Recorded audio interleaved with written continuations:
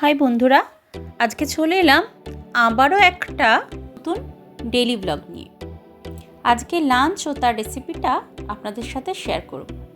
এই যে আমার ছেলে, আজ স্কুল ছুটি, তাই দুষ্টামি করেই চলেছে। তো চলুন শুরু করি আজকের নিরামিষ রান্না। আজকে রান্নায় আছে কচুর শাক, মুগ ডাল, বেগুন ভাজা, পুঁই মিছরির চচ্চড়ি আর ফুলকপির মুড়িঘণ্ট। প্রথমে কড়াইতে বাদাম ভেজে নিলাম কিছুটা, তারপরে তেজপাতা আর পাঁচফোড়ন দিয়ে কচু শাকটা সেদ্ধ করে রাখা ছিল সেটা দিয়ে দিলাম কড়াইতে। এরপরে লবণ হলুদ দিয়ে নাড়াবো, তারপরে জল শুকিয়ে এলে বাদামগুলো আর একটু মিষ্টি দিয়ে নাড়াচাড়া করে নামিয়ে দেব। হয়ে গেল কচুর শাক। এরপরে করব ফুলকপির মুড়িঘণ্ট। আর ডান সাইডে দেখুন আমি মুগ ডাল সেদ্ধ করতে বসিয়ে দিয়েছি। আচ্ছা, ফুলকপিটা প্রথমে একটু ভাপ দিয়ে নিয়েছিলাম, তারপরে তেল দিয়ে লবণ হলুদ দিয়ে ভালো করে ভেজে নিয়েছি ফুলকপিটা। এরপরে গরম মশলা গোটা আর সাদা জিরে ফোড়ন দিলাম, দিয়ে আলুগুলো ছেড়ে দেব।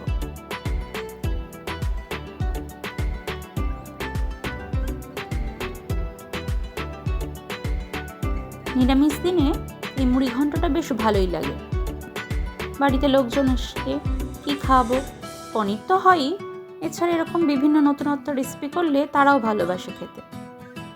আলু লবণ হলুদ দিয়ে ভেজে রাখার পরে মশলা বলতে আদা বাটা, জিরে বাটা, লঙ্কা বাটা আর টমেটো, এগুলো দিয়ে মশলা দিয়ে ভালো করে কষিয়ে নিতে হবে।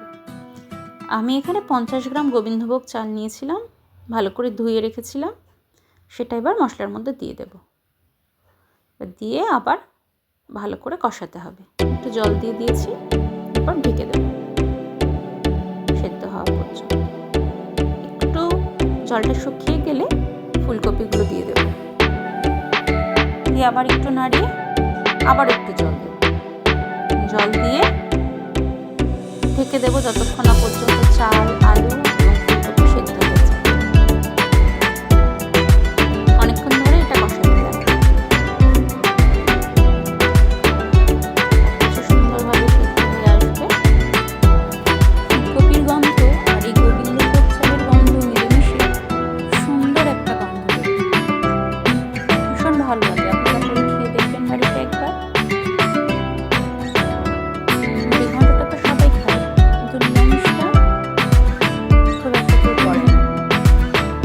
এরপরে চিনি দেবো, আমি গুড় দিলাম, আপনারা চিনি দেবেন মিষ্টির জন্য।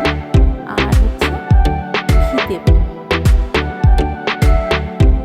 যেহেতু গোটা গরম মশলা দিয়েছিলাম সেহেতু আর গরম মশলা বেটে দেব।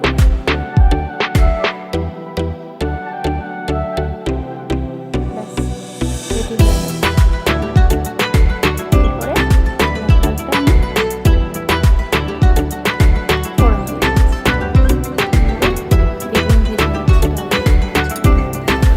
শীতকালটাতে বেগুন ভাজা, বেগুন পোড়া, বেগুনটাই বেশি ভালো লাগে। এটা আমি করবো পুঁই ডাঁটার চচ্চড়ি। এই জন্য প্রথমে তেলের পরে পাঁচফোড়ন দেব ফোড়নে, তারপরে এক এক করে সব সবজি ভেজে নেব। ডান দিকে আমি ভাত বসিয়ে দিয়েছি, এটাই লাস্ট রান্না, পরে হয়ে যাবে।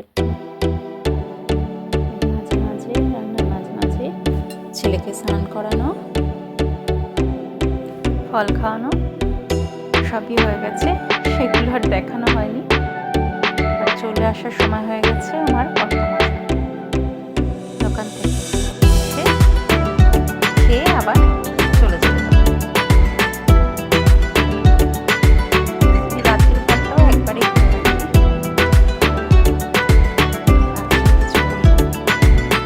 যদি কোনোদিন রুটি খাওয়ার ইচ্ছা থাকে তাহলে রুটি করলাম, সেটা আলাদা ব্যাপার। আর ভাত আর করি, সব সবজি ভাজা হয়ে গেল। এবার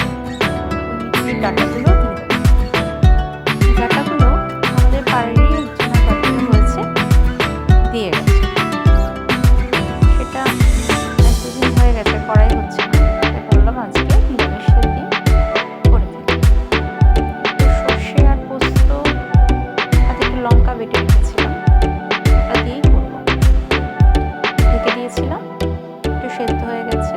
এরপরে বাটনাটা দিয়ে দিচ্ছি।